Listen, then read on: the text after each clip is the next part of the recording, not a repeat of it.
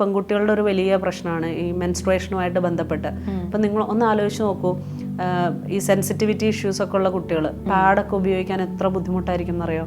അവർ pad ഉപയോഗിക്കാത്ത കുട്ടികളുണ്ട്. ഇപ്പം പുറകെ നടന്ന് പാരൻസ് തുടച്ചു കൊടുത്തുകൊണ്ട് നടക്കുന്ന എത്ര ഭീകരമായിട്ടുള്ള അവസ്ഥകളിൽ കൂടെ പോണ കുടുംബങ്ങൾ നമ്മുടെ നാട്ടിലുണ്ടേ. കാരണം പാഡൊക്കെ വെച്ച് കഴിഞ്ഞാൽ വലിച്ചെറിഞ്ഞ് കളയും.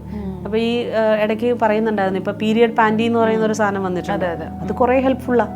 അപ്പോൾ അസിസ്റ്റീവ് ഡിവൈസസ് എന്ന് പറയുന്നതിൻ്റെ ഭാഗമായിട്ട് തന്നെ ഇത്തരം സാധനങ്ങൾ കൂടി ഈ മെൻസ്ട്രുവൽ പ്രോഡക്ട്സ് ഒക്കെ ആക്സസിബിൾ ആയിട്ടുള്ള മെൻസ്ട്രുവൽ പ്രോഡക്ട്സ് നമ്മുടെ നാട്ടിലുണ്ടോ എന്നുള്ളത് ചിന്തിക്കണം. ഈ ഇടയ്ക്ക് ഞാൻ കണ്ടിരുന്നു ഒരു നമ്മുടെ മെൻസ്ട്രുവൽ കപ്പിൽ താഴെ ഒരു റിങ് പോലെ ഉള്ള ഒരു പ്രോഡക്റ്റ് കണ്ടിരുന്നു.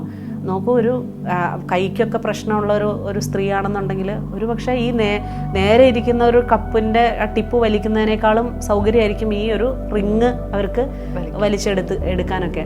അപ്പോൾ അതുപോലെ വളരെ മൈന്യൂട്ടായിട്ടുള്ള കുഞ്ഞു കുഞ്ഞു കാര്യങ്ങൾ കൊണ്ട് ചിലപ്പോൾ നമുക്ക് ലൈഫൊക്കെ ഒരുപാട് മാറ്റം വരുത്താനായിട്ട് സാധിക്കും എന്നുള്ളതാണ്.